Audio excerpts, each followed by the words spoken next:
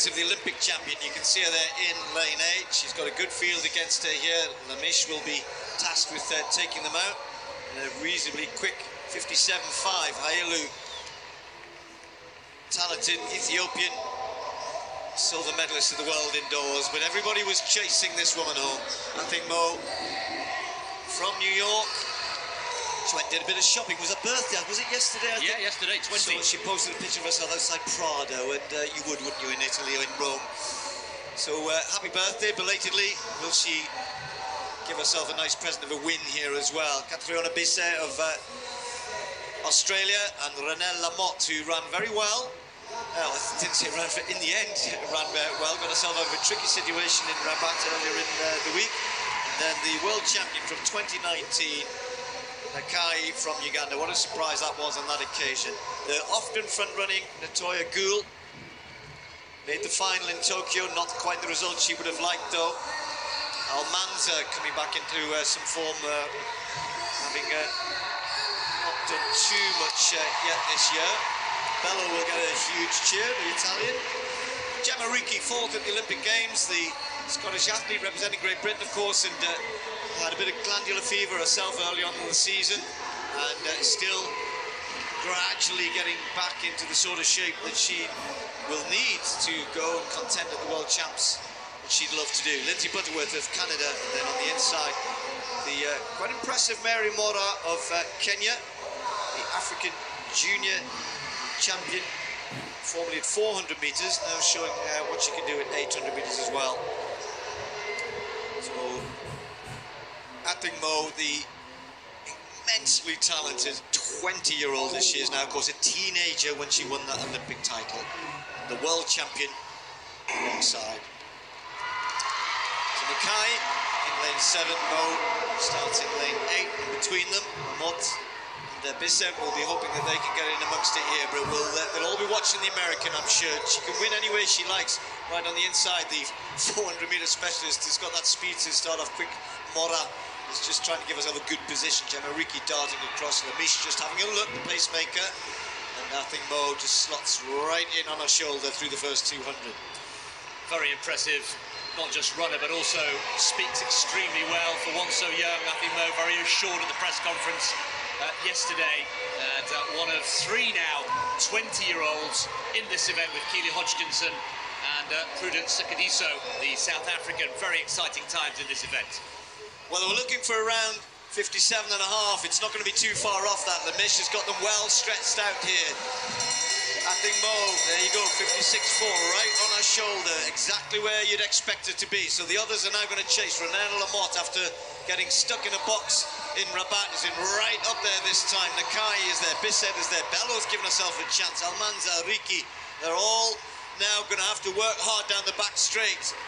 One or two others, Natoya Goule, you'd normally expect to be seen out there. She's just hung off, but is starting to make up a little bit of ground.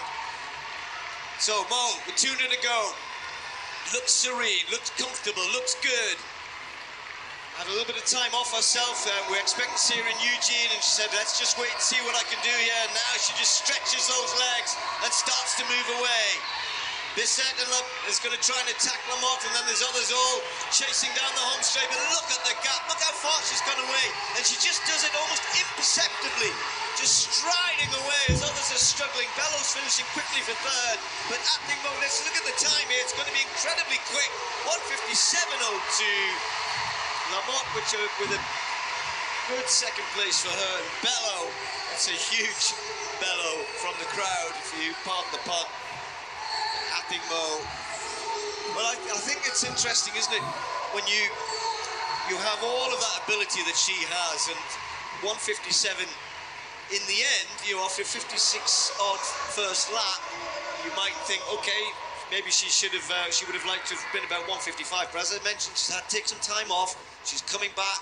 She said, give me the chance to get right back to where I want to be. But this is a big step in that direction. A nice win. And I was just surprised by how far how much distance she put between herself and the rest of the field over the last 200.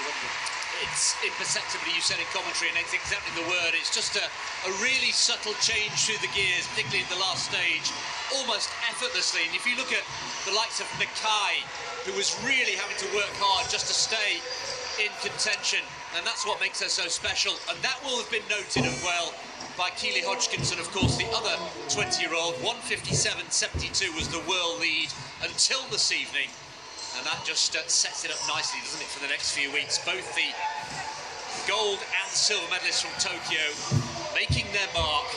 5 weeks to go until those World Championships in Eugene. She's not shy, is she? No, I mean, she is. She's great for the sport. As you said, speaks very well, and you know, she's a great asset. And she talked about her rivalry with Keely. Said, yeah, I watch her races. I know that we're going to have some great races against each other. I mean, you said about her accelerating way. She's just decelerating less than everybody else. They all went hard on that first lap, the vast majority of them, and they've all suffered much more than her. She just could keep that momentum going. Yes, she was slowing down like everybody else. She's run round about 60 for the second lap, you know, but she's done that in a way which none of the others are able to even try to do. She's taken a couple of seconds almost out of the rest of the field there, and particularly in the last couple of 100 meters. 1:57.01 is a world lead, a couple of seasons best, indeed a personal best for Elena Bello, in third place for Italy. But all the headlines and all the pictures will be about the Olympic champion.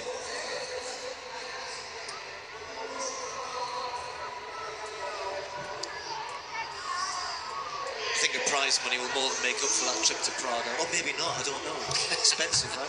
Well, it depends what she bought, doesn't it? There are other shops in Italy as well. Of course. Well, what a future she's got.